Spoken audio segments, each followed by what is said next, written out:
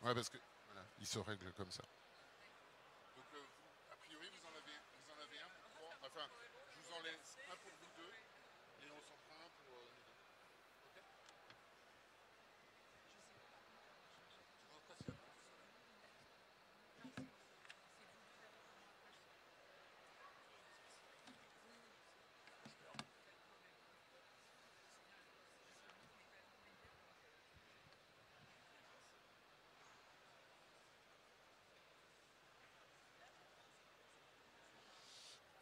Bien, bonjour à tous, à toutes et à tous. Il est 10 heures, donc on va être à l'heure. Nous allons commencer notre table ronde dédiée au recyclage et au réemploi. Donc avec trois intervenants, donc Myriam de Ferry du cabinet Alma.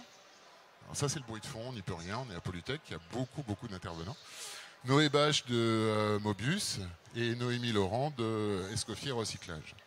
Donc dans un premier temps, je vais leur passer la parole pour qu'ils se présentent, qu'ils présentent leurs activités et en fonction de leurs spécificités, qu'ils fassent un bilan de l'actualité du réemploi ou du recyclage et de la valorisation. Et dans un deuxième temps, nous aborderons les conséquences ou les incidences de la REP par rapport donc à leur métier, donc au recyclage et au réemploi. Nous terminerons donc la conférence par l'écoute de vos questions et nous tâcherons d'y répondre de manière effective et efficace. Voilà, nous commençons et honneur aux dames, je laisse la parole à Myriam. Allez. Merci Olivier et bonjour à tous.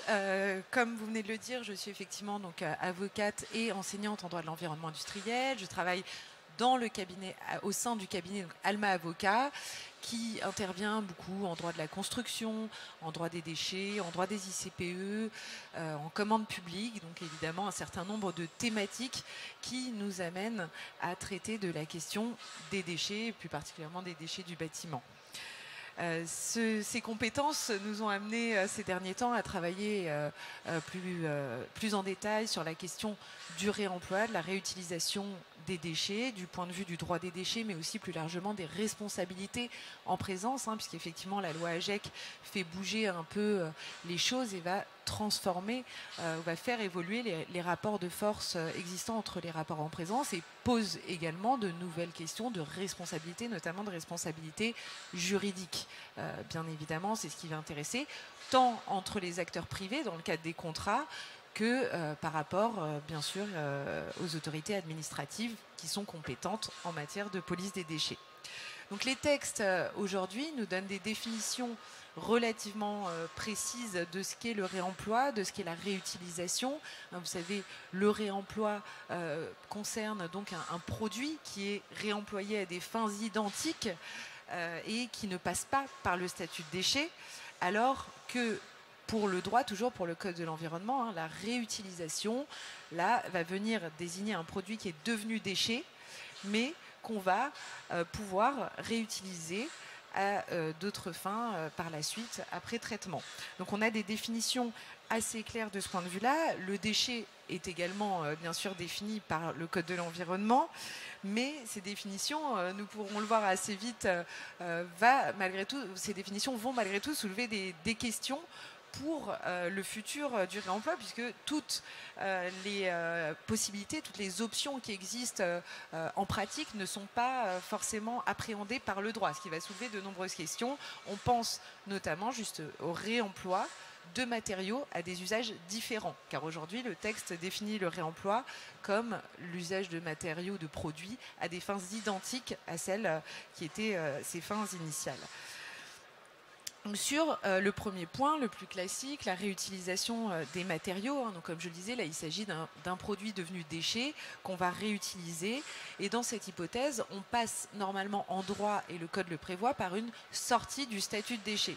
Cette sortie du statut de déchet, elle implique de remplir un certain nombre de conditions qui sont prévues par les textes, notamment donc l'objet doit être utilisé à des fins spécifiques, il doit répondre à un marché, à une demande, et il doit respecter la législation environnementale, bon voilà, de façon large. La loi AGEC a entendu simplifier cette procédure en supprimant l'exigence de traitement en installation classée pour la protection de l'environnement, et désormais donc ce traitement peut être fait dans une installation simple. Donc on voit là une volonté du législateur quand même de faciliter les hypothèses de réutilisation dans la loi AGEC, et donc de favoriser la réutilisation des matériaux, des produits qui sont devenus déchets.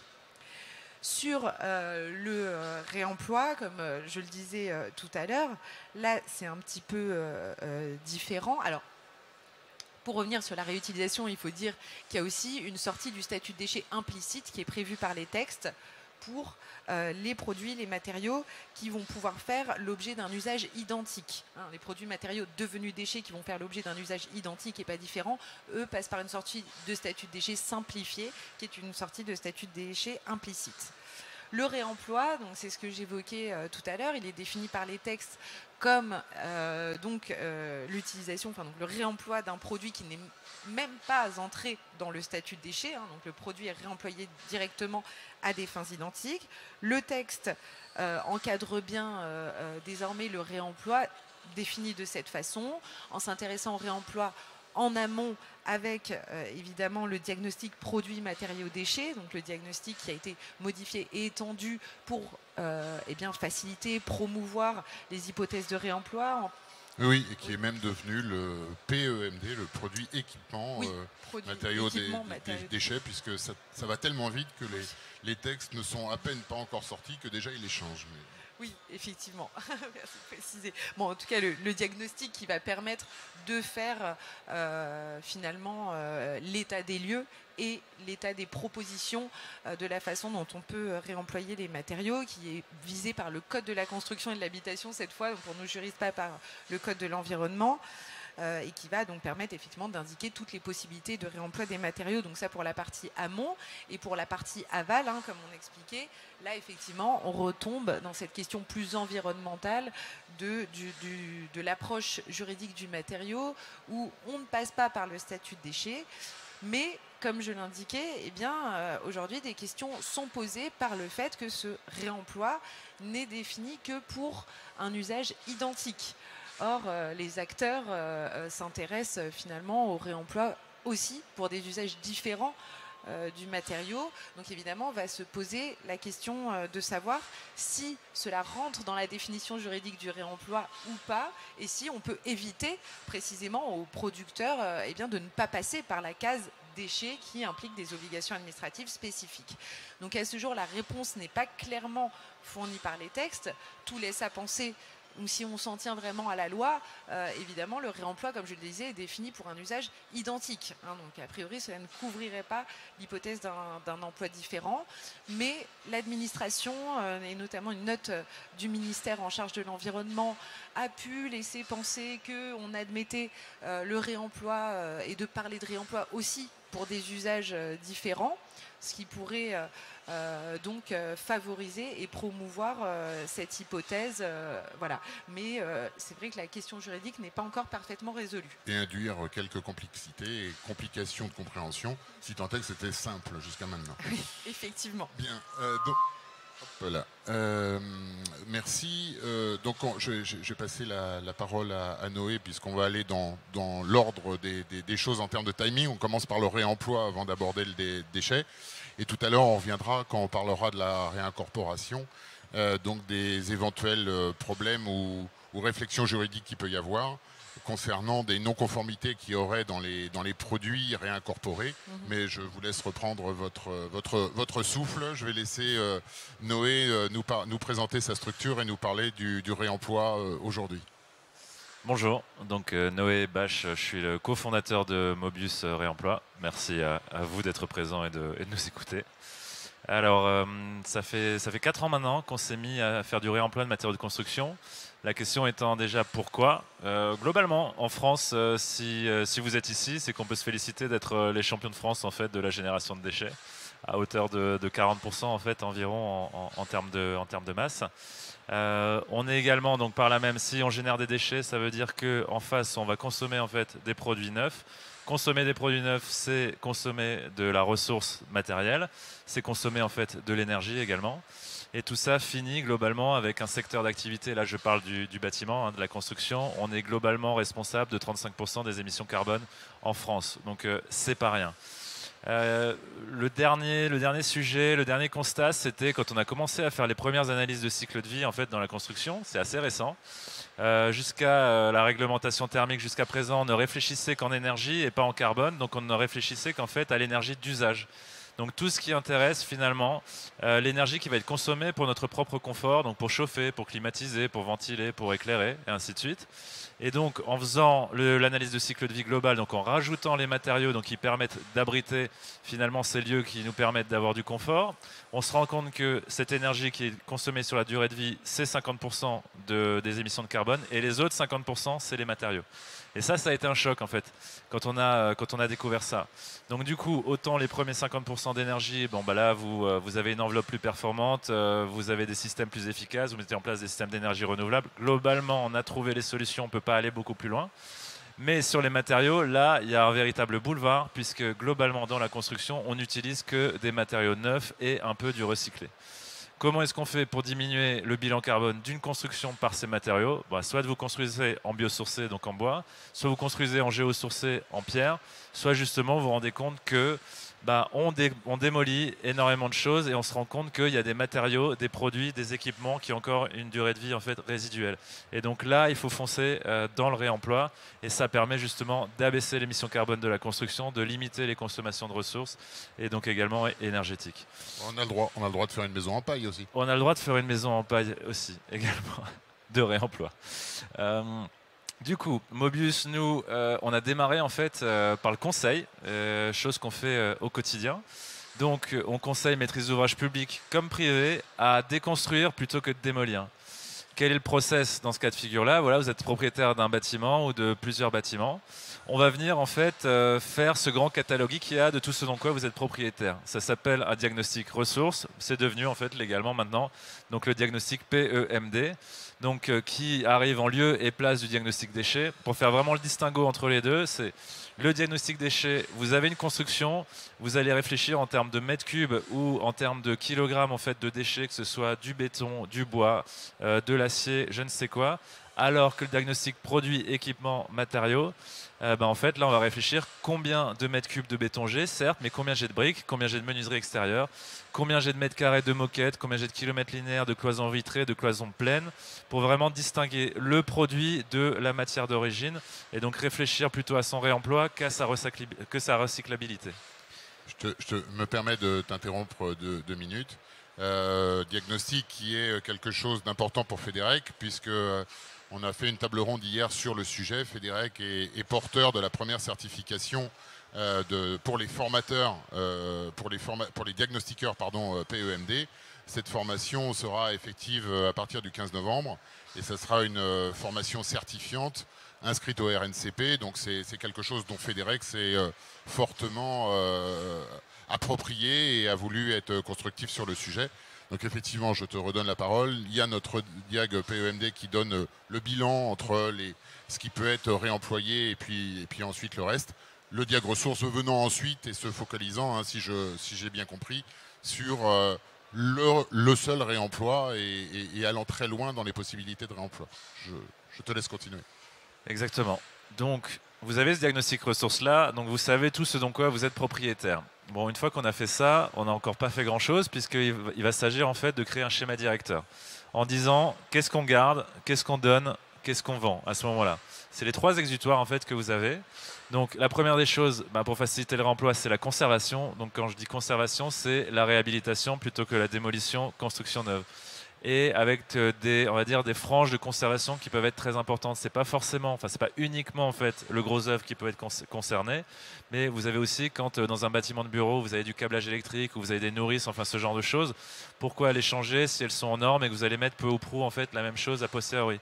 Et en fait là, ça tient du réflexe souvent chez les maîtrises d'ouvrage de jeter des choses qui au final peuvent être tout simplement conservées. Alors oui, ce ne sera pas neuf. Oui, le futur preneur ou le futur acheteur en fait aura cette sensation d'avoir un produit qui n'est pas neuf, mais ça va justement dans le sens de la conservation, du réemploi. On pourra faire une parenthèse sur l'esthétique du réemploi parce que ça pose beaucoup de questions culturellement parlant. Qu'est-ce que j'achète? Pourquoi j'achète au même prix, voire plus cher, en fait, un matériau qui n'est pas neuf? Je referme la parenthèse, on pourra en discuter. Du coup, une fois qu'on a fait donc, ce schéma directeur là, donc ça vous pouvez garder. Il y a beaucoup d'éléments en général et plus particulièrement en fait dans le logement, voire dans le logement social, puisque en gros on a des bâtiments qui ne sont pas forcément très bien entretenus, donc on arrive 20, 30, 40 ans plus tard avec des éléments dont la maîtrise d'ouvrage ne souhaite pas forcément la dépose pour le réemploi en fait sur le site même.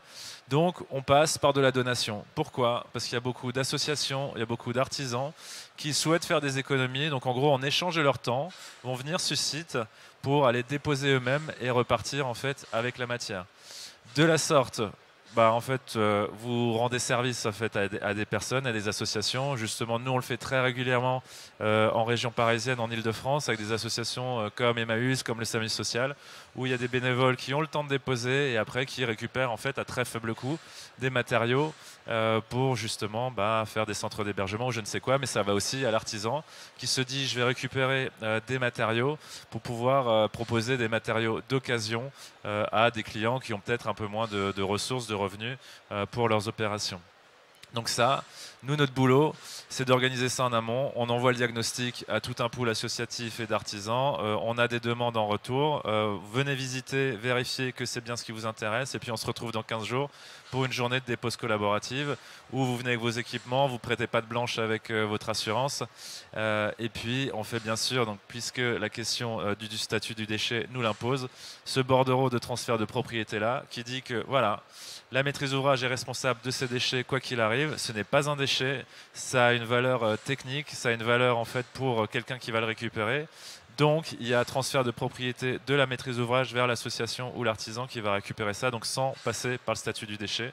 Ce qui fait que la maîtrise d'ouvrage est libérée en fait de toute responsabilité sur le traitement futur de ce matériau-là en termes de déchets, puisqu'il ne l'est plus.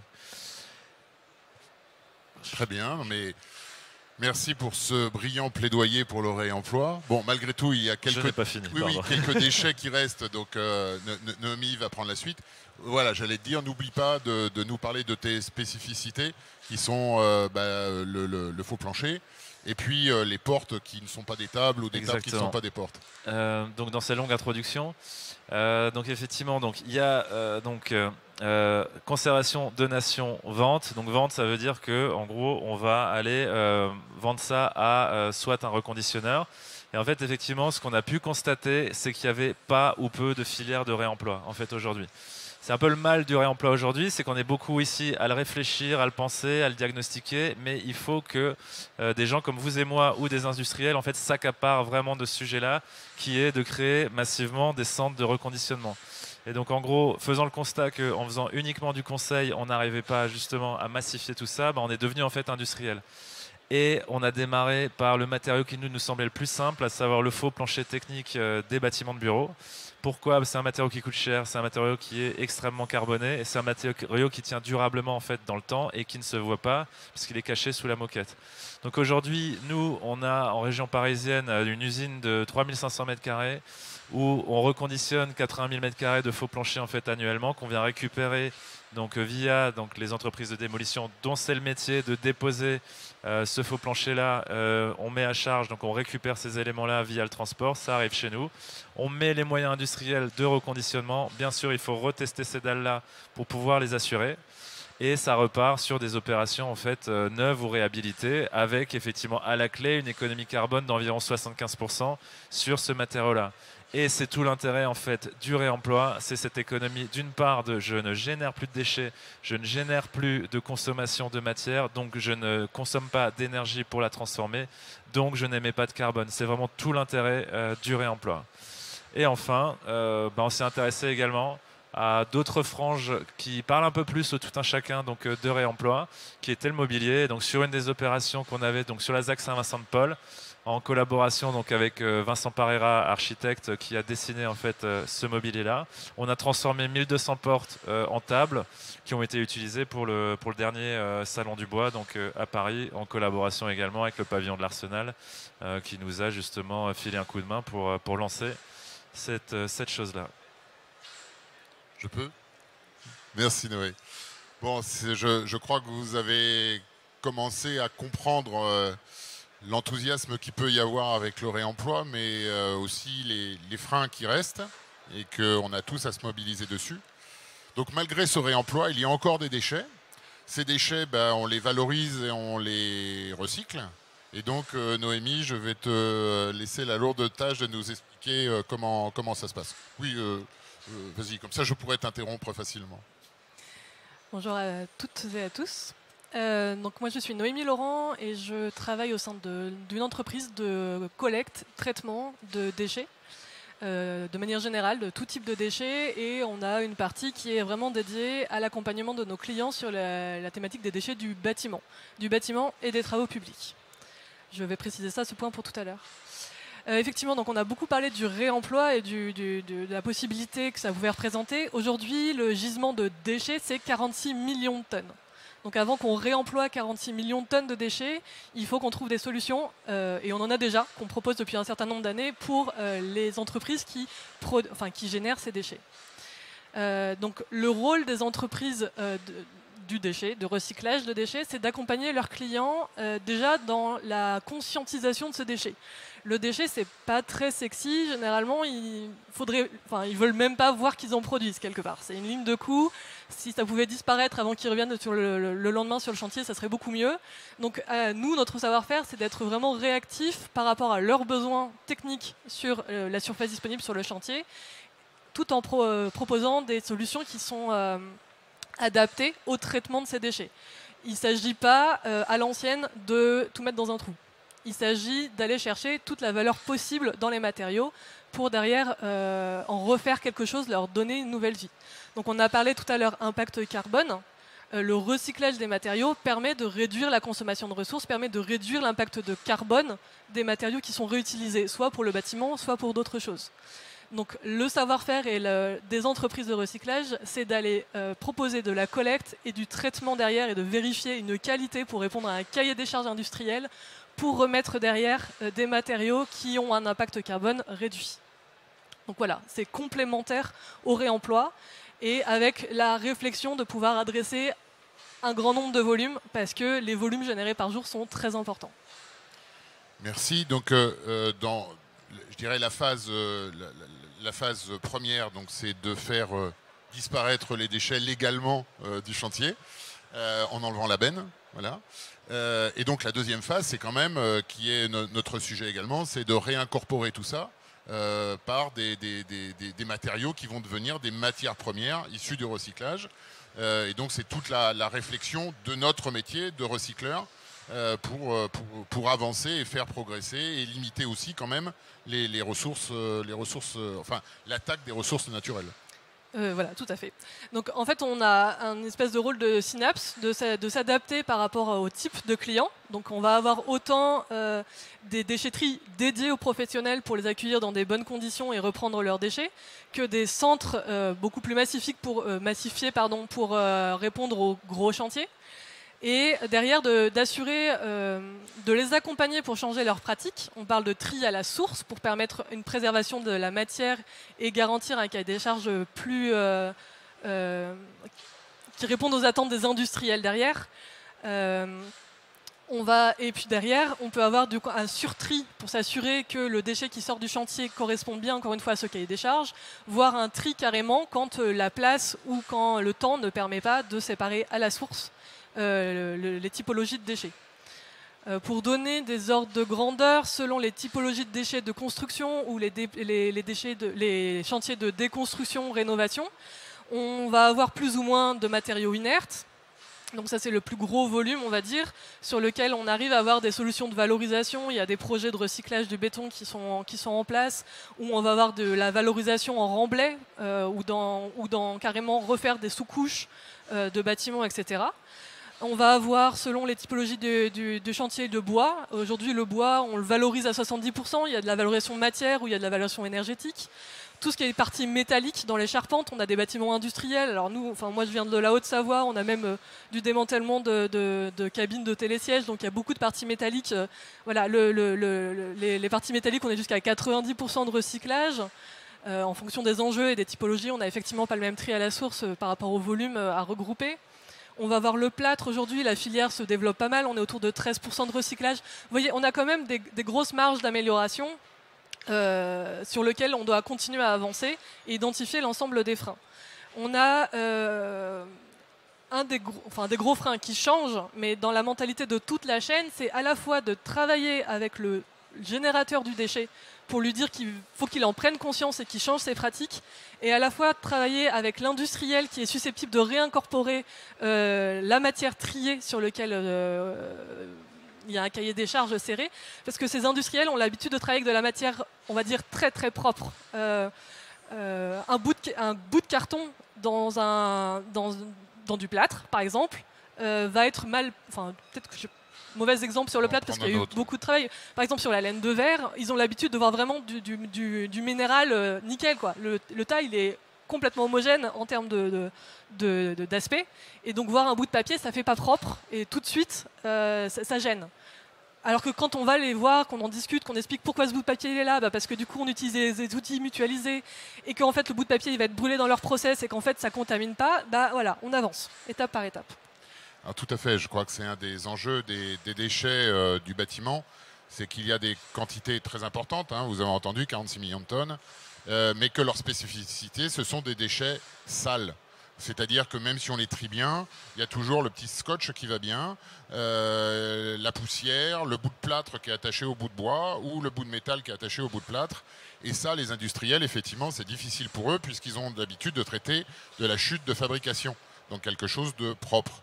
Donc c'est tout l'enjeu des déchets du bâtiment, hormis le sujet où on va arriver, c'est-à-dire l'évolution, la REP, le tri encore plus poussé. Mais la particularité de ces déchets du bâtiment, c'est qu'ils sont très importants en quantité, mais difficiles à traiter parce qu'ils sont, sans que ce soit un gros mot, sales, ils sont pollués par des poussières ou des indésirables. Bon, voilà. Noémie, est-ce que tu as fini sur l'état des lieux ou est-ce que tu veux rajouter quelque chose ? Peut-être pour enclencher l'ouverture que tu as faite tout à l'heure, le gros enjeu pour ces entreprises qui existent aujourd'hui, qui travaillent au développement de nouvelles filières, qui travaillent à la recherche de nouveaux partenariats, le gros point d'interrogation qui arrive, c'est quelle est l'organisation de demain. Et cette organisation, elle impacte tout le monde. Elle impacte et nos clients, et nous, et nos filières derrière. Donc voilà, la REP pour nous, c'est beaucoup d'enjeux d'organisation et d'accompagnement de l'ensemble des acteurs.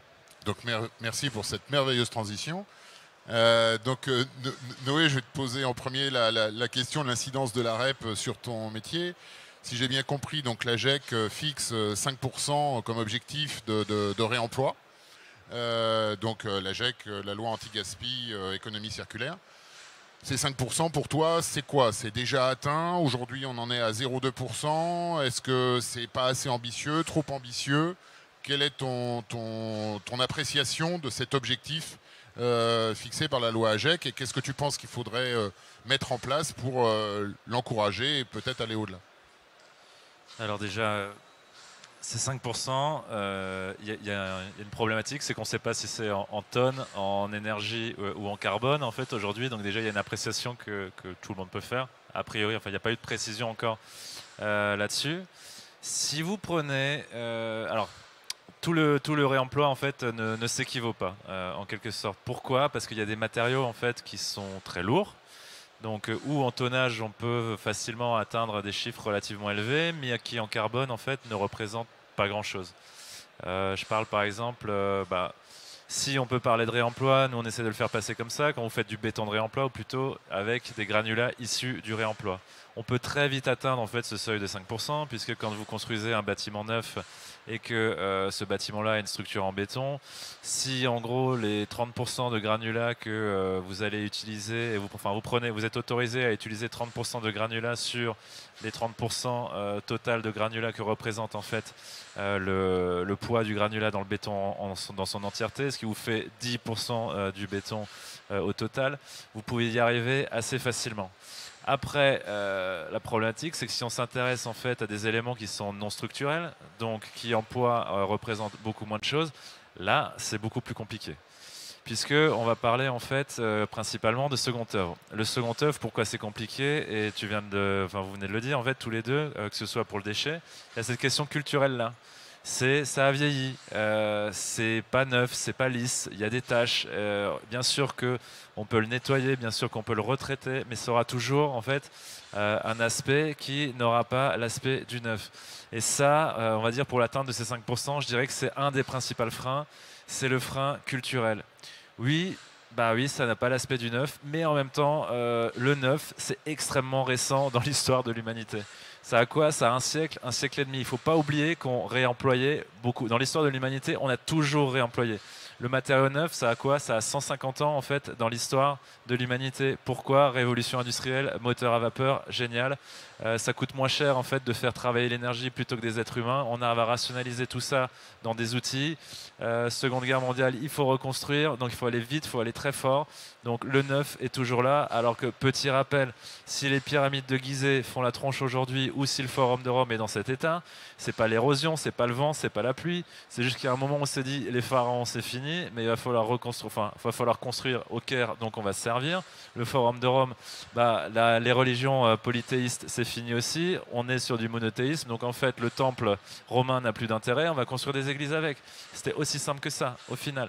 Donc aujourd'hui, on est toujours sur cette logique culturelle, en tout cas dans le bâtiment, ce qui n'est pas le cas en fait lorsque vous achetez une voiture, lorsque vous achetez un téléphone. Vous êtes tous très capables d'acheter une bagnole d'occasion, un téléphone d'occasion, mais dans le secteur en fait de la construction, c'est plus compliqué. Pourquoi? Parce qu'il y a une notion en fait de concurrence qui est assez forte hein, entre les promoteurs immobiliers, et les foncières. Il faut avoir en fait des bâtiments qui soient très qualitatifs. Donc, quand vous êtes un preneur ou un acheteur, vous n'attendez pas vraiment à avoir des matériaux issus du réemploi, entre guillemets d'occasion, c'est pas le bon terme, mais issus du réemploi qui ne ressemblent pas à une construction neuve. Donc, ne serait-ce que de faire un pas en avant et de dire bon, bah, en fait, ça ne ressemble pas à un matériau neuf, mais ça me convient. Bah, allons-y. Donc là, ça permettra de faciliter justement cette atteinte-là des 5%. Déjà, si culturellement des gens en ont envie. Après, effectivement, 5%, que ce soit en tonnage, en énergie ou en économie carbone.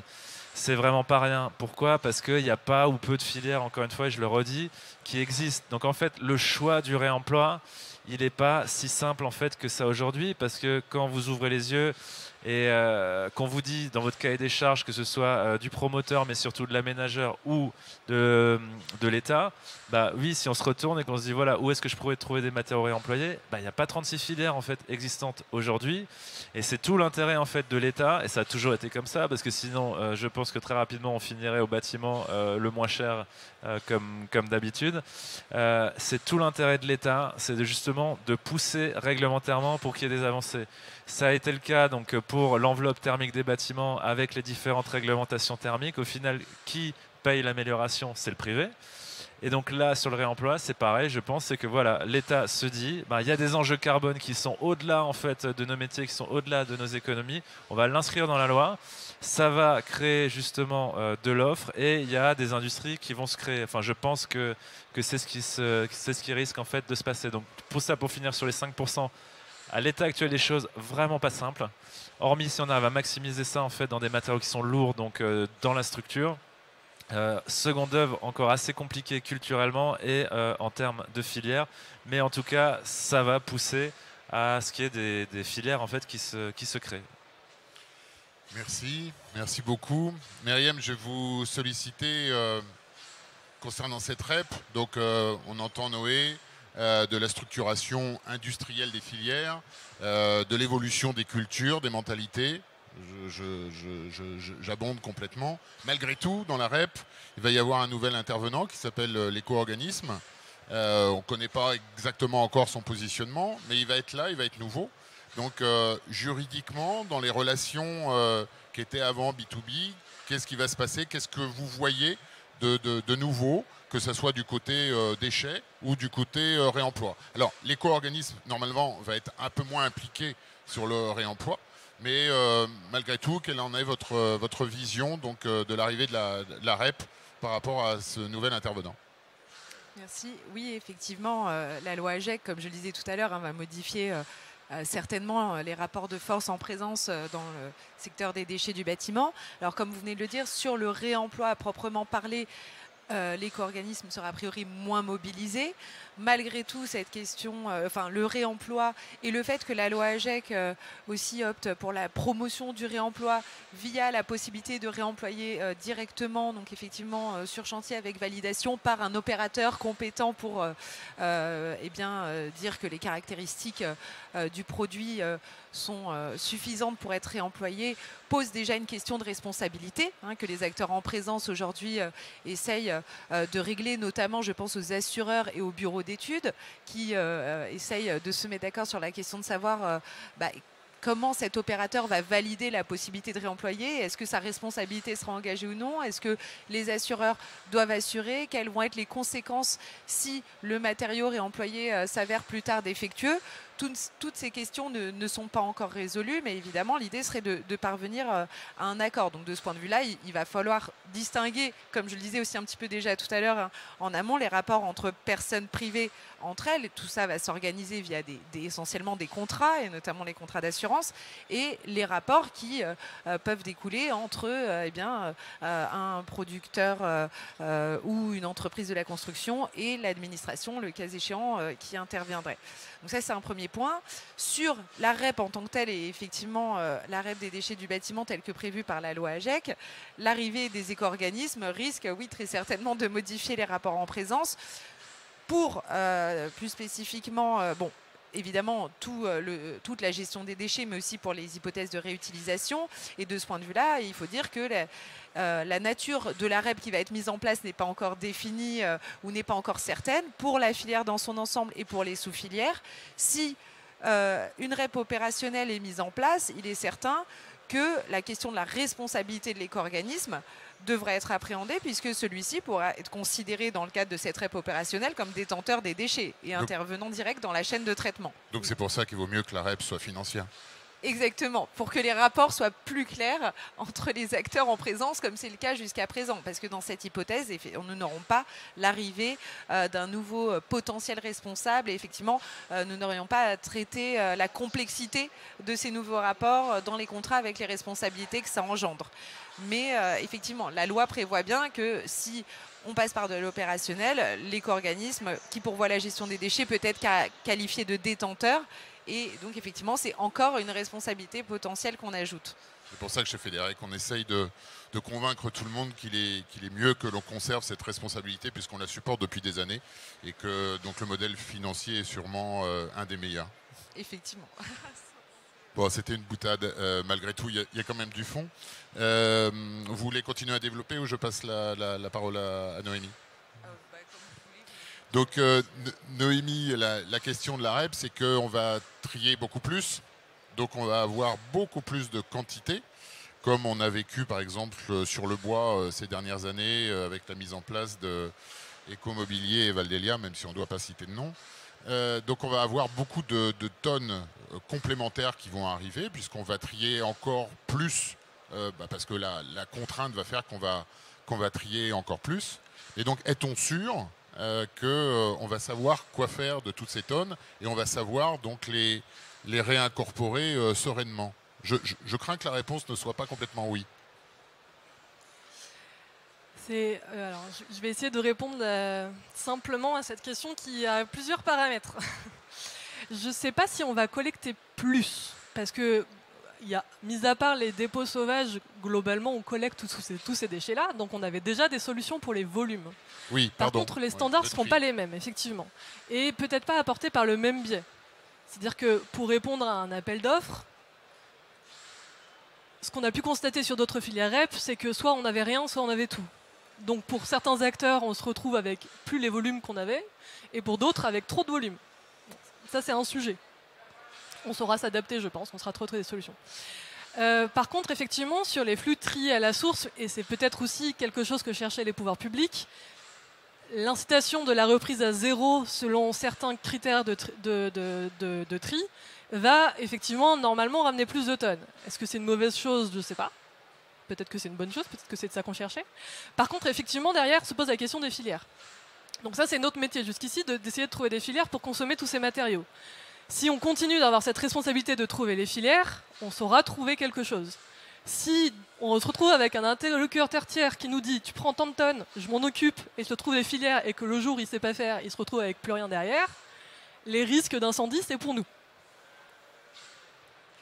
On est d'accord, mais donc justement, c'était pour ça ma question, c'était à la source, effectivement, globalement, les volumes vont être sensiblement les mêmes, mais à la source, on aura normalement un peu moins de mélange, donc des déchets qui seront plus valorisables parce que plus triés en amont et donc mieux gérables dans nos installations. On l'a vu sur le bois, bon, bah, avant une table, un meuble qui était avec un piétement métallique et une table et un plateau en bois, des fois parce que la main-d'œuvre pour séparer tout ça pouvait partir dans l'incinération ou l'enfouissement, la démarche a poussé à faire ressortir ce bois d'un côté et le métal de l'autre. Bon, l'exemple n'est pas complètement exact puisque c'était pas à la source, c'est dans la préparation que ça a été fait. Mais c'est dans cette optique-là, je veux dire, les volumes globaux vont rester les mêmes ou les tonnages globaux vont rester les mêmes. Peut-être qu'ils vont être segmentés de manière différente.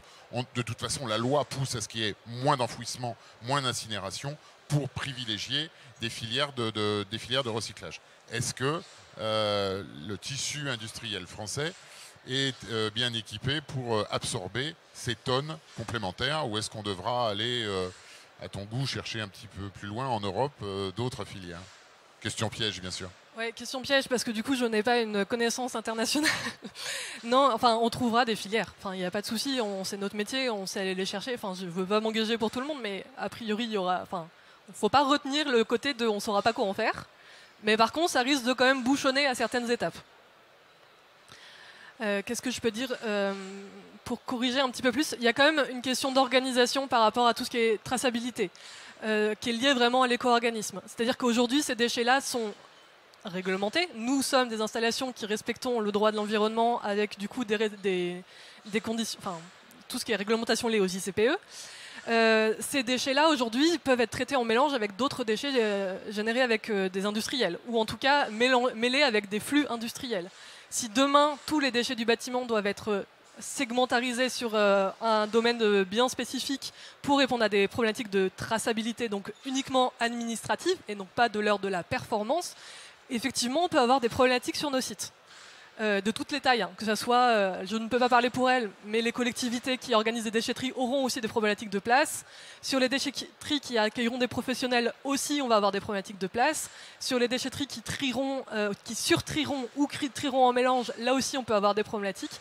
Enfin voilà, il y a quand même toute une organisation à revoir éventuellement en fonction des attentes de l'éco-organisme et des questions qui pourront se poser de est-ce qu'on est là sur de l'administratif pur et est-ce que du coup c'est très performant ou pas. Merci. Bon, on commence à arriver à la fin de nos présentations, l'exposé de ce qu'on voulait vous dire. Donc on a un petit sujet terminal qui est la confrontation entre le réemploi et le recyclage, puisque d'un côté, par la REP, les déchets, s'ils sont bien triés, si ceci et si cela, peuvent être gratuits. Et l'autre côté, Noé nous l'a dit, le réemploi, ça coûte. Donc effectivement, est-ce que la REP ne va pas tuer un peu le réemploi? Bon, c'est une réflexion qu'on va partager avec vous avant. Dans le cadre de la respiration de la conférence, si vous avez des questions, c'est le moment. Alors la première est toujours la plus difficile, mais n'hésitez pas. J'espère que vous avez été convaincu ou que ça a suscité des interrogations sur ce que vous avez entendu. Donc avant qu'on rebondisse sur notre deuxième réflexion sur le réemploi et le recyclage, si vous avez une question, ça peut être maintenant. Non, vous êtes absorbé par ce qu'on vous dit. Si, monsieur. Oui, j'ai entendu parler du matériel électrique. Vous pensez qu'on peut réemployer du matériel électrique ou c'est pas du tout le cas? Alors là, il y a une question piège parce qu'en plus derrière, il y a une REP. Mais Vous parlez de quel type de matériel électrique? Ah, pardon. Quel que soit le matériel électrique, par exemple des disjoncteurs ou des luminaires. En fait, le plus simple des réemplois sur le matériel électrique, c'est effectivement de le conserver en fait sur place, parce que là, justement vous n'avez pas ou pas grand chose à faire, que ce soit du câblage électrique, de la prise électrique, du luminaire ou je ne sais quoi. En revanche, pour faire du réemploi donc ex situ sur un autre site, c'est beaucoup plus compliqué. Pourquoi? Parce que les normes en fait changent très régulièrement. Pour une raison ou pour une autre. Les normes changent très régulièrement, donc c'est-à-dire qu'il va falloir vérifier, surtout adapter. Par exemple, les luminaires, il faut adapter les luminaires en fait, en conséquence. Parce que vous récupérez un luminaire d'à 10 ou 15 ans, il y a de fortes chances qu'il faut que vous changiez la douille ou je ne sais quoi. Vous parlez des disjoncteurs par exemple, donc ça c'est pareil, c'est très difficile en fait de vérifier qu'un disjoncteur aujourd'hui il va sauter à tel ampérage, voltage pour qu'il soit réemployé sur un autre site. Donc il y a tout doucement, on se pose en fait, il y a des sociétés en tout cas qui se posent la question du réemploi du matériel électrique parce que c'est du matériel globalement qui coûte cher, qui peut en fait ne pas avoir été si utilisé que ça au final dans le temps. Là, je parle maintenant par exemple de matériel thermoélectrique que sont les groupes électrogènes. Par exemple, ces groupes électrogènes, il y a des sociétés qui se placent en fait sur le réemploi de ça. Pourquoi? Parce qu'il y a énormément de bâtiments où il y a toujours des groupes électrogènes au R-1, au R-2 et ces moteurs de bateaux en fait n'ont tourné qu'une cinquantaine d'heures en l'espace de 30 ans. Donc en fait, c'est du matériel qui est quasiment neuf.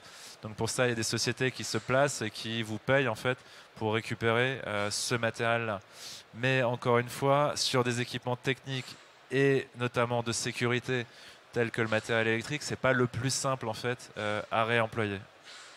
Si je peux compléter, il y a, si je crois bien, par exemple des gens comme Électriciens du Monde qui vont récupérer des matériaux simples comme le câble, et qui vont faire en sorte de le réemployer.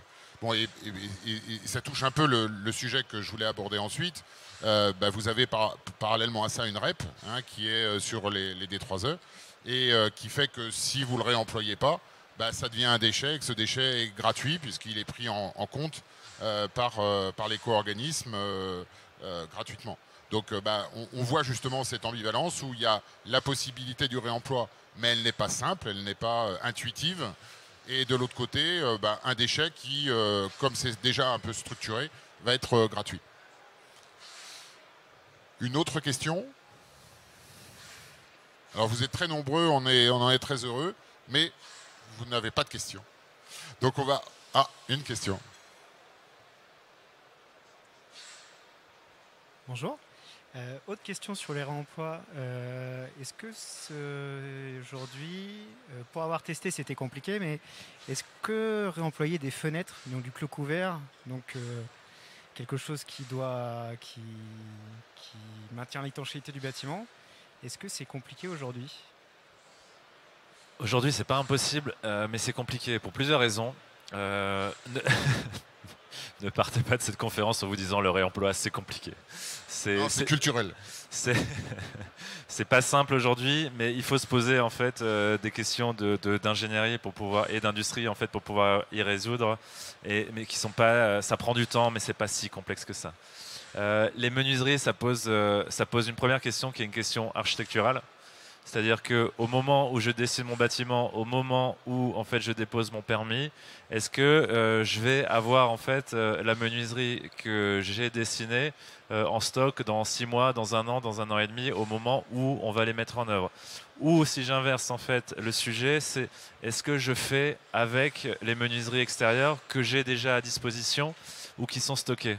Si elles sont stockées, en fait, le stock coûte cher. Donc là, va directement y avoir une question de prix en fait derrière ça. Mais encore une fois, c'est pas impossible. Les chantiers de déconstruction, vous pouvez stocker sur site. Après, effectivement, il y a la question des performances. La menuiserie déjà, plutôt la globalité du bâtiment va être soumise à la réglementation thermique. Donc vous avez les performances globales en fait de la construction. Donc effectivement, si vous réemployez des menuiseries extérieures, il y a de fortes chances qu'elles soient de moins bonne qualité thermique et acoustique qu'une menuiserie neuve. En revanche, rien ne vous empêche, si vous réemployez une menuiserie issue du réemploi, de mettre un peu plus d'isolant par ici, de mettre une ventilation double flux plutôt qu'une simple flux, pour en fait compenser les déperditions que vous allez faire par rapport à une menuiserie neuve. En revanche, là je fais ma parenthèse carbone, il y a quand même un peu de temps entre le moment où j'utilise une menuiserie de réemploi qui effectivement va consommer un peu plus d'énergie de chauffage qu'une menuiserie neuve, mais en revanche tout le bilan carbone en fait de cette menuiserie là par rapport à une menuiserie neuve, je l'ai pas. Donc il y a un moment où les courbes vont se croiser, mais il y a quand même un peu de temps pour ça. Et pour répondre à votre question sur la partie technique, effectivement, ces menuiseries-là, donc déjà il y a un premier sujet d'une manière générale avec le réemploi, c'est le bureau de contrôle. Prouvez-moi que la menuiserie extérieure ou n'importe quel matériau de réemploi correspond à la norme. Alors ça, c'est d'une part, c'est à l'appréciation du bureau de contrôle. Est-ce que vous avez trouvé la fiche technique de la menuiserie qui a été posée? Donc ça, c'est pas trop compliqué en fait à trouver. Il y a toujours des DOE, même s'il faut toujours un peu fouiner pour les trouver. Le bureau de contrôle pourra vous demander les performances résiduelles de ces menuiseries-là. Et là, c'est là où ça se complique.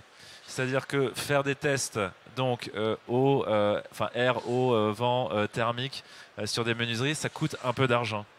Donc ça peut fonctionner à partir du moment où vous avez un volume global de menuiserie que vous allez récupérer qui est conséquent. Je remartèle sur l'industrialisation, mais en gros, pour amortir les coûts de ces tests-là, il faut des grosses opérations ou il faut un gros stock en fait de menuiserie pour que ça puisse être rentable par rapport à du neuf de faire ça. Donc ça c'est le fond du sujet et il y aura, quand vous faites ces tests-là, ça va être également donc ça va être les mêmes tests que va vous demander votre assureur pour une biennale ou une décennale. Donc répondre justement à la norme, à ce que vous demande le bureau de contrôle, ça sera également répondre aux problématiques que vous demandez votre assureur pour assurer en biennale ou en décennale en fait votre opération. Puisqu'effectivement aujourd'hui, il y a cette question de l'assurance du réemploi qui est prédominante. Est-ce que c'est à la maîtrise d'ouvrage avec sa dommage ouvrage de prendre ça en compte? Est-ce que c'est l'entreprise de construction qui aujourd'hui est assurée pour la pose, mais est-ce qu'il doit être assuré aussi pour la fourniture? Ou est-ce que c'est le reconditionneur du matériau, s'il existe, qui prend en place en fait cette assurance-là? Bon, nous on pense que c'est au reconditionneur de faire ça, puisque ça rentre dans le circuit logique en fait de ce qu'est la construction aujourd'hui. Lorsque Saint-Gobain vous fournit un matériau, il vous l'assure, il vous le garantit. Donc dans le réemploi, dans une logique de professionnalisation de tout un secteur et de diffusion du réemploi, ça nous paraît très logique justement que ce soit le reconditionneur qui se charge de cette question technique, test et assurance. Tu es très complet. Myriam, est-ce que vous avez un complément justement plus assurantiel, juridique sur cette question des menuiseries qui, souvent on le constate en réemploi, font pas mal de détournements d'usage et finissent soit en verrière, soit en couverture pour des serres, mais pas toujours pour des fenêtres dans des nouveaux bâtiments. Non, ça renvoie à ce qu'on disait tout à l'heure, mais simplement je voulais apporter la précision sur le fait que dans le bâtiment spécifiquement, le législateur est venu nous dire aujourd'hui, un opérateur, un bureau d'études par exemple, peut dire ok, je valide, c'est bon pour du réemploi. Et effectivement, il n'y a pas aujourd'hui de texte réglementaire, c'est ce que j'évoquais, qui nous dit exactement quel est cet opérateur, est-ce qu'il va falloir un agrément ou pas. Enfin, ça reste assez ouvert. Donc, certes, effectivement, on a le fonctionnement avec les fiches techniques produits, etc., qui offrent déjà des garanties.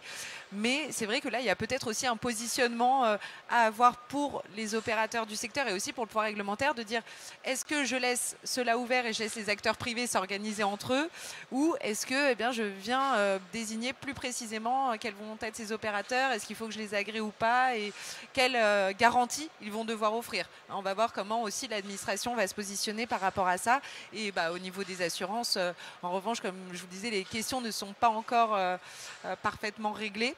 Et c'est vrai que la grande difficulté en la matière, c'est aussi provient aussi de la possibilité d'une apparition tardive des défaillances dans le cas des matériaux réemployés. Alors, on peut se rassurer en se disant que ce n'est pas un problème propre au secteur du bâtiment.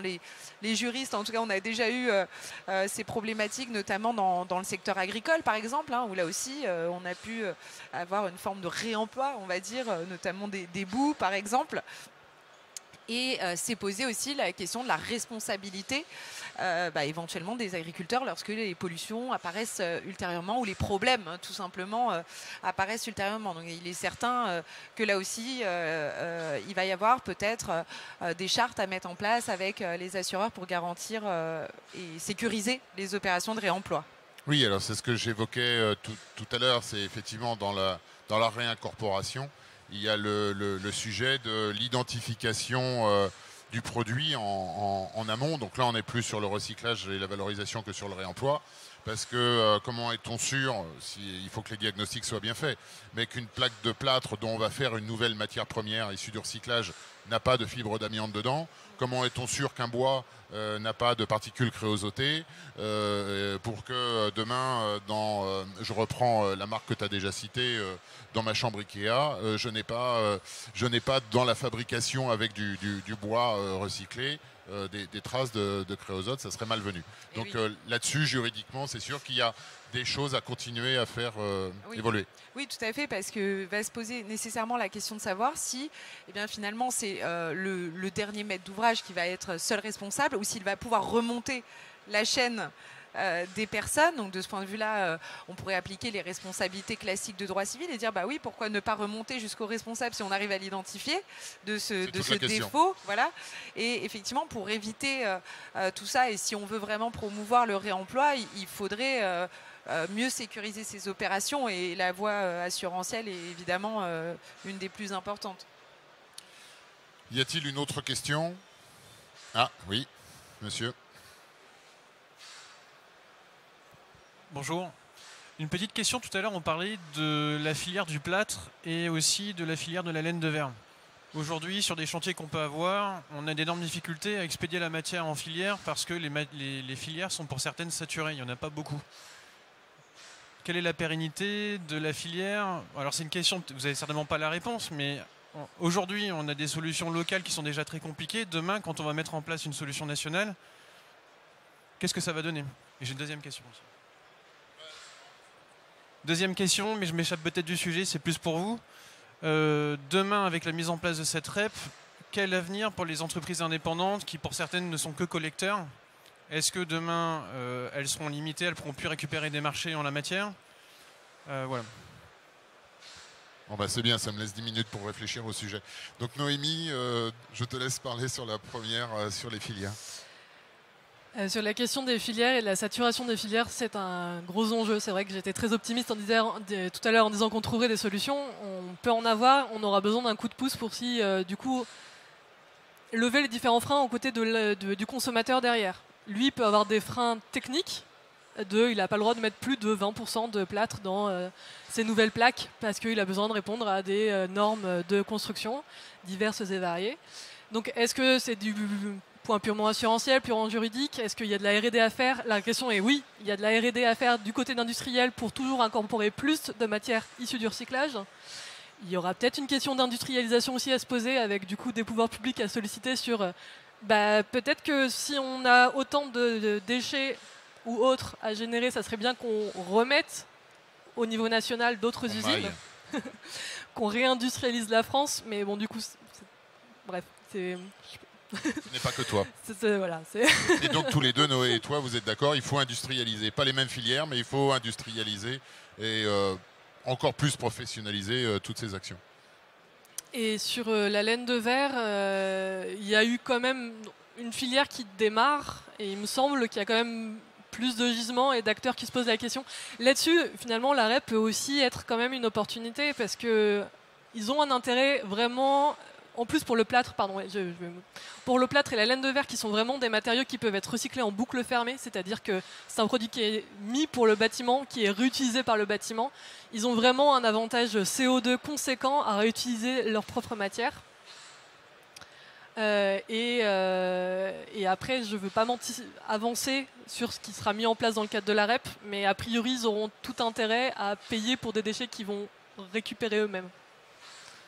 Alors pour la deuxième question, écoutez, on peut faire une nouvelle table ronde de 2-3 heures, hein, je pense que ça suffira pas. Malgré tout, on va faire simple, sans être trop technique. Les REP peuvent être soit opérationnelles, soit financières. Ça veut dire quoi opérationnel? C'est l'éco-organisme se place en intermédiaire, devient propriétaire plus ou moins du déchet et se place en intermédiaire incontournable de tout l'acte de la gestion des déchets. Entre donc le producteur qui va être l'entreprise de bâtiment, qui va faire le chantier, et ensuite le collecteur, le préparateur de matière, le recycleur, par un procédé d'appel d'offres. Donc le procédé d'appel d'offres, on peut assimiler ça à un concours. Et dans un concours, vous le savez, c'est les premiers qui gagnent et les autres, ils ne sont pas retenus. Si la REP est financière, ça veut dire que l'éco-organisme est là plus pour arriver en soutien financier à la démarche, donc faire toujours que le déchet soit globalement gratuit, puisque c'est l'idée. Hein. La REP, c'est responsabilité élargie au producteur, c'est-à-dire que le metteur sur marché se responsabilise et donc prend en charge, grâce aux éco-contributions, le coût des déchets et le traitement du déchet final pour que ça ne coûte plus à ceux qui sont en train de construire et qui génèrent des déchets. Et donc là, à ce moment-là, il vient en soutien financier, il laisse la relation entre l'entreprise de bâtiment et le collecteur de déchets, le gestionnaire de déchets, qu'il soit collecteur ou qu'il aille plus loin jusqu'à la préparation de la matière. Et donc là, c'est complètement différent parce que le service qui existe aujourd'hui va perdurer et on n'est plus sur une notion de concours, mais une notion d'examen. C'est-à-dire que si vous remplissez les cases de « je suis CPE, j'ai mon autorisation préfectorale de transport de déchets et autres contraintes de notre métier », je suis agréé et donc je peux travailler. Et là, vous n'avez pas de risque de disparition d'entreprise. Donc bien sûr que dans ce cadre, FEDEREC et toutes les fédérations de la gestion des déchets sont pour développer une démarche avec une REP qui est majoritairement financière. Elle sera hybride parce que de toute façon, le cahier des charges de l'ADEME a demandé à ce que la solution finale soit hybride, mais dans hybride, ça peut être 10-90 ou 90-10. Bon. Donc nous, et pas que pour des raisons de sauvegarde d'entreprise, parce qu'il faut regarder aussi à long terme. Mais comme vous l'avez entendu, le déchet, c'est quand même une passion de nos entreprises depuis des années. Il y a un savoir-faire, il y a une réalité de service aussi sur le chantier. Aller chercher une benne sur un chantier, c'est pas aller la chercher chez un industriel qui fabrique un produit fini, c'est complètement autre chose. Donc pour toutes ces raisons, FEDEREC et les autres fédérations du déchet essayent de démontrer qu'il y a une valeur ajoutée réelle et durable à ce que la REP soit majoritairement financière. Voilà. Et donc en corollaire, ça aidera à pérenniser des emplois et la vie des entreprises. J'espère avoir répondu à votre question. Oui. Oui, je vais simplement ajouter que les textes prévoient déjà quelques dispositions pour encadrer la façon dont ces fameux appels d'offres vont être passés et que les dispositions sont censées aussi protéger les petites entreprises du secteur. Malgré tout, elles ne sont pas toujours obligatoires, hein, c'est-à-dire que c'est plus une incitation qui est faite, qui est proposée aux éco-organismes d'aller vers l'allotissement ou voilà. Après, il y a des obligations, par exemple, que certains critères vont être obligatoirement fixés dans ces fameux appels d'offres avec l'emploi de certaines catégories de salariés, etc. Je ne rentre pas dans les détails. Mais bon, voilà, on n'est pas encore certain de la façon dont ça va être fait si une opérationnelle est retenue. Et par ailleurs, effectivement, on sait que dans la pratique, il peut être difficile pour certains acteurs économiques d'être concurrents ou dans une situation d'appel d'offres parce qu'il y a une grande variété d'acteurs et que c'est toujours difficile d'être face à de grosses entreprises. Je vous avais prévenu, le sujet peut prendre 3 heures. Malgré tout, c'est quand même pour ça qu'on essaye de travailler sur cette question de fond et que nos derniers travaux a été d'aller voir les cabinets des ministères pour au moins qu'ils puissent comparer et imposer que dans le cahier des charges des éco-organismes, il y a l'obligation de répondre aux 2 solutions, financières et opérationnelles, et pas seulement sur ce qu'ils aimeraient faire, mais vraiment d'avoir les 2 pour que les collectivités, enfin l'État puisse comparer en connaissance de cause, comme on fait sur un appel d'offres du bâtiment finalement. Y a-t-il une autre question? Bon, Donc on va conclure. Donc il y avait ma petite question qui tue. Pour conclure, c'est j'aimerais bien avoir, ils sont affolés. J'aimerais donc avoir votre avis en quelques mots pour conclure sur voilà quel est le devenir du réemploi par rapport à cette REP, puisque d'un côté, donc comme tu l'as dit Noé, on a une évolution de culture à avoir, mais le réemploi, ça reste un peu très volontariste. Je dirais pas un dogme, mais vraiment une culture, une volonté de faire, parce que ça coûte plus cher, c'est peut-être plus compliqué et tout ça. Et face à ça, la REP va pousser à ce que les déchets, s'ils sont, alors avec quelques contraintes quand même, effectivement, il faut que ça soit bien trié, ça va pas se faire tout seul, mais ils peuvent être gratuits. Donc pour caricaturer et aller à faciliter, est-ce qu'on risque pas d'avoir des maîtres d'ouvrage ou des entreprises qui se disent d'un côté, alors je prends du temps à déposer mon truc, à le stocker, il va falloir que je prouve qu'il est réemployable et tout, et de l'autre côté, si je vais vite à le démolir, je mets pas un coup de pelle comme il y a 5 ans, mais je le dépose proprement, mais après je le mets dans ma benne dédiée à ça et ça me coûte 0. Est-ce que quand même il n'y en a pas un qui risque de tuer l'autre? Noé? C'est plutôt, il y en a un qui risque de faire marchander l'autre. C'est un peu ce que... Globalement, aujourd'hui, nous, quand on demande à des entreprises de curage démolition de déposer en fait proprement le faux plancher, donc pour faire très simple, nous on fournit des palettes, on leur dit voilà, vous déposez le faux plancher donc qui est bref 60-60 sans découpe, donc qui est en bon état, donc on récupère à peu près 70% en fait du matériel sur une opération qui est potentiellement réemployable, et je pense que ce modèle-là serait à peu près similaire avec la REP, c'est-à-dire que c'est trié, c'est déposé en fait proprement, et de ne pas tout mélanger en fait dans une seule benne. Donc je pense qu'en fait sur la méthodologie que nous on demande aux entreprises de curage démolition et la méthodologie REP va être relativement en fait similaire. Donc effectivement l'entreprise de curage démolition aujourd'hui, les retours d'expérience qu'on a, c'est qu'ils prennent à peu près 10% de temps supplémentaire par rapport à une démolition simple, classique. En revanche, effectivement, s'ils nous cèdent ces éléments-là, c'est-à-dire qu'ils n'ont plus besoin de payer justement pour la revalorisation de ces déchets-là. Donc il y a un intérêt économique en fait actuel pour les entreprises de curage démolition de nous céder le matériel pour qu'on puisse nous le réemployer. Alors voilà, tu l'as dit, c'est actuel. Demain, si le déchet devient lui aussi gratuit, est-ce que l'intérêt ne va pas se minimiser? Est-ce que ce n'est pas un risque au réemploi? On va être sur la question combien tu payes pour qu'on puisse le récupérer, soyons très clairs en fait là-dessus. C'est ce qui va se dérouler dans une logique marchande assez probable. Et c'est déjà quasiment ce qui se passe aujourd'hui. C'est les entreprises de curage nous disent j'ai bien compris que c'était un marché pour toi.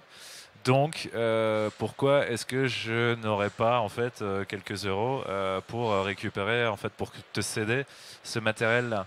Ça, la conclusion de tout ça, c'est que, en fait, c'est l'acheteur qui va payer en fait le prix de cette récupération-là. Donc, je pense que la REP va rendre le réemploi encore plus cher aujourd'hui. Et d'où difficulté, sauf, et c'est là où il peut y avoir en fait une logique inverse, c'est de se dire que le client au final, il n'a pas juste un bâtiment en général, il en a plusieurs. Et donc là, je pense que la question sur laquelle, à mon avis, nous on va se battre, c'est de se dire que, vous voyez, avec la REP, le déchet ne coûte plus rien, donc il va partir en filière de recyclage. En revanche, vous, à travers déjà vos envies, parce qu'il y a quand même beaucoup en fait de maîtrises d'ouvrage, qu'elles soient publiques ou privées, qui ont envie de faire du réemploi. Et je citerai notamment le booster du réemploi qui fédère une trentaine de maîtrises d'ouvrage qui ont envie de faire du réemploi, qui sont eux-mêmes propriétaires de leur bâtiment. Donc quelque part, ils sont propriétaires des gisements de matière qui vont céder à la REP. Il y a un moment, si pour une raison économique, ce matériau-là dont ils ont besoin justement sur leurs futures opérations part en filière de recyclage plutôt qu'en réemploi, je pense que oui, nous on va traiter directement en fait à la maîtrise d'ouvrage pour nous assurer que ce gisement-là revient bien dans les filières de réemploi plutôt que de passer justement par la propriété ou la négociation avec l'entreprise de curage démolition. Bon, donc si j'entends, ce n'est pas que culturel, c'est aussi un problème de sous. malheureusement se résume bassement à des problèmes économiques, surtout après le Covid où tout le monde se pose la question de comment je vais finir mon année, qu'est-ce que je vais faire en 2022. Mais je vous rappelle que le Covid aussi nous a prouvé qu'il y a, et là je dézoome plutôt, il y a un vrai problème de tension sur les matières premières, il y a un vrai problème de tension sur les marchés. Comme on a pu le voir là, c'est pas juste en fait les prix des matières premières qui augmentent, c'est leur disponibilité. C'est-à-dire que si une usine récupère de la matière qui lui coûte 2 fois plus cher, à la rigueur, c'est pas très grave parce qu'au final, c'est le client final qui va payer. Donc, cascade en fait de l'argent. Donc en fait, tout ça va coûter plus cher. Ce qui est super dangereux, c'est quand les usines ou les chantiers n'ont pas accès à la matière. Parce qu'une usine qui n'a pas de bois pendant 15 jours pour fabriquer du faux plancher, c'est 2 semaines de coût fixe. Et ça, si ça se répète 3-4 fois dans l'année, ça tue des industries. Et ça crée des retards sur les chantiers également. Donc ça crée des pénalités pour les entreprises de construction. Et ça peut tuer des boîtes. Donc ça, pour moi, c'est le plus gros risque de tout ça. Et si je dézoome encore un peu, au petit jeu de qui a de la matière et de l'énergie dans le monde, bah, c'est pas l'Europe, hein. En tout cas, l'Europe, on a la chance d'avoir du bois, de la flotte et du soleil. Par contre, je peux vous dire qu'en termes de ressources matérielles et énergétiques, on n'est pas très bien lotis. On avait dit qu'on finissait sur quelque chose de positif. On avait dit positif. Mais Myriam va être positive. Je vais finir sur quelque chose de positif. Justement, si on sent qu'il y a des tensions sur les matières, faisons le maximum de recyclage, faisons le maximum de réemploi pour éviter justement de dépendre en fait d'autres continents, quoi. Et ça stabilisera d'une part pas juste en fait la question de la matière, pas juste la question de l'énergie ou du climat, mais ça stabilisera nos économies et nos sociétés, les entreprises comme la société civile. Merci Noé. Myriam ? Oui, non, moi je rejoins totalement tout ce que dit Noé et notamment sur l'aspect culturel. Et pour le petit point réglementaire, on peut espérer quand même que la commande publique qui, elle, se voit imposer et que les collectivités, les établissements publics qui se voient imposer le réemploi par des pourcentages précis établis puisse être un peu moteur dans cette évolution. Alors effectivement, dans le secteur du bâtiment, pour l'instant, c'est surtout une incitation. Elle veille à intégrer des matériaux réemployés. C'est une obligation dans d'autres secteurs. Bon, il y a le cas des bâtiments préfabriqués, mais c'est assez, voilà, c'est assez particulier. Mais voilà, les personnes publiques ont un rôle à jouer quand même dans cette transformation. Oui, les textes effectivement incitent la commande publique à aller dans ce sens-là. Oui. On veillera à ce que ça y aille et que ça soit un moteur pour que le privé suive. Noémie, pour conclure, un mot sur le sujet. Non, mais on a bien dit que je vois vraiment tous les acteurs à impliquer, depuis celui qui commande jusqu'à celui qui produit aujourd'hui le déchet qui sera la ressource de demain, et de la réindustrialisation pour pouvoir la consommer localement pour ne pas dépendre des autres pays. Enfin, l'économie circulaire, quoi. Écoutez, je vous remercie tous, déjà vous trois, pour votre implication et votre enthousiasme dans cette table ronde. J'espère que ça vous a tous passionnés. Fédérec vous invite à 14h pour une nouvelle table ronde qui est sur le sujet sur comment vont évoluer la gestion des déchets sur un chantier. Nous aurons la chance d'avoir la présence du patron d'un éco-organisme et un dirigeant de la FFB, ainsi qu'un bureau d'études spécialisé dans le suivi des déchets de chantier. Donc encore, j'espère, une table ronde passionnante à 14h ici.